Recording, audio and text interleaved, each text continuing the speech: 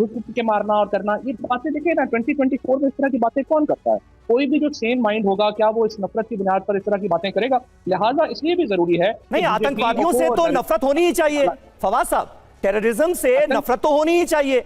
और जाहिर है आपको नरेंद्र मोदी की सरकार क्यों पसंद आएगी, क्योंकि अब घर में घुसकर आतंकवादियों को मारा भी जाता है और डोजियर के बदले डोज दी भी जाती है। क्योंकि पाकिस्तान के एक एक्स मिनिस्टर हिंदुस्तान के चैनल पर बैठकर कह रहे हैं, क्योंकि सरकार जो इस समय भारत की है इसकी वजह से बांग्लादेश रीजन में और तमाम जगहों पर जो है शांति नहीं है। लेकिन कमाल की बात यह है हिंदुस्तान में तो शांति है, हिंदुस्तान में आतंकवादी हमलों को लेकर तो लगाम है, हिंदुस्तान का तो टसल नहीं है, हिंदुस्तान तो बहुत अच्छे से फल फूल रहा है। सियासत है और बीजेपी के आपके पास लीडर बैठे हैं, इनकी सियासत जो है वो तो खुद गांधी जी के खिलाफ है। और अगर आप गांधी को निकाल दें हिंदुस्तान से तो फिर बाकी बचता क्या है? तो ये मसला सिर्फ पाकिस्तान का तो नहीं है ना, ये तो सिर्फ ये है कि एक माइंडसेट है। और 1923 नमस्कार दोस्तों, पाकिस्तान के एक नेता है फवाद चौधरी, जो कि पाकिस्तान के एक बहुत ही ज्यादा करप्ट नेता है। उन्होंने एक ट्विटर पर ट्वीट किया था कि राहुल गांधी को भारत का प्रधानमंत्री बनना चाहिए, तो उनको टीवी डिबेट में बहुत बुरी तरीके से पेला गया। आप देखिए इस वीडियो में। ये जानना चाह रहा था मैं आपसे, नहीं फवाद साहब, मैं आपसे ये जानना चाह रहा था कि भाई पाकिस्तान को इंडिया की सियासत की इतनी फिक्र क्यों है,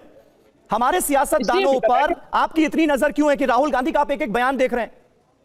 देखिए, मैं तो हिंदुस्तान की पॉलिटिक्स को फॉलो करता हूं और करनी भी चाहिए, क्योंकि इसका हमारे आप अमेरिका की पॉलिटिक्स को क्यों फॉलो करते हैं, आप रशियन पॉलिटिक्स को क्यों फॉलो करते हैं? जाहिर है जो भी अवेयर आदमी होगा वो उसके पॉलिटिकल असरात हैं एक दूसरे के ऊपर। और हिंदुस्तान की सियासत का पाकिस्तान पे बहुत गहरा असर है, बांग्लादेश की सियासत का हिंदुस्तान, हम एक रीजन में रहते हैं, एक इलाके में रहते हैं। और इसलिए मैं समझता हूँ कि मोदी जी की जो पॉलिसीज हैं उन्होंने बड़ा हर्ट किया है पीस को इस रीजन में। अच्छा। और उनको उनकी मुखालफत करता है। तो आप नरेंद्र मोदी को भारत के प्रधानमंत्री के तौर पर नहीं देखना चाहते, आप राहुल गांधी को प्रधानमंत्री के तौर पर देखना चाहते हैं?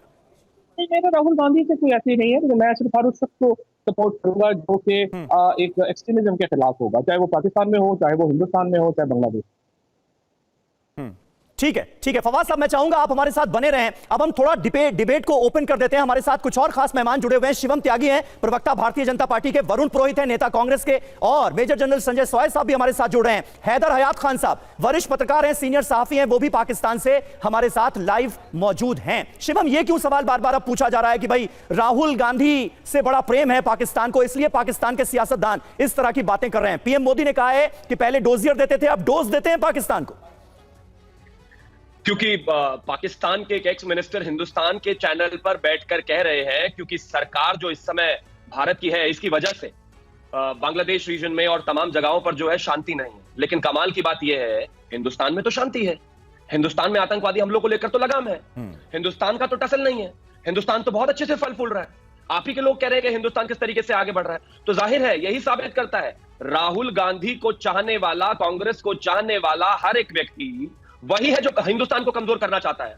और इस समय जो शाह महमूद बैठे हुए व्यक्ति आपके साथ में, फवाद चौधरी जो बैठे हुए वो इसी वजह से कह रहे हैं, कहते हैं Rahul Gandhi is on fire. हमारे हिंदुस्तान का एक वोटर इस बात को मानता नहीं, हमारे हिंदुस्तान के लोग इस बात को मानते नहीं, और उनको लगता है कि राहुल गांधी फायर है। खैर, मेरी शुभकामनाएं उनको, लेकिन इतना साफ है पाकिस्तान में डिसरप्शन हो, बांग्लादेश में डिसरप्शन हो, और चाहे कहीं भी डिसरप्शन हो, लेकिन आदरणीय प्रधानमंत्री जी जब से भारत में प्रधानमंत्री बने हैं यही पाकिस्तान है जिसके हालात बेहद खराब है। वही अयाज सिद्दीकी इनके सांसद थे जिसने कहा था कि जब अभिनंदन पाकिस्तान के पास थे तो टांगे कांप रही थी इनकी मीटिंग में, और ये कहा जा रहा था कि छोड़ दीजिए अभिनंदन को जल्दी से, वरना रात को 9 बजे भारत हमला कर देगा। ये वही लोग हैं भाई, ये इन्हीं के देश में से रिपोर्ट्स निकल कर आती है। तो मैं मानता हूं कि जो भारत से प्रेम करने वाले फवाद साहब, यहाँ पर सवाल मेरा आपसे भी है कि जैसा कि समीर मेरे सहयोगी आपसे पूछ भी चुके हैं कि भारत की पॉलिटिक्स में आप इतना इंटरेस्ट क्यों ले रहे हो, खासतौर पर मोदी को रोकना जरूरी है? मतलब अपने मुल्क में क्या चल रहा है इसकी चिंता नहीं है, भारत में क्या होना चाहिए, क्या नहीं होना चाहिए, किसे सत्ता में रहना चाहिए, इसकी चिंता आपको क्यों है?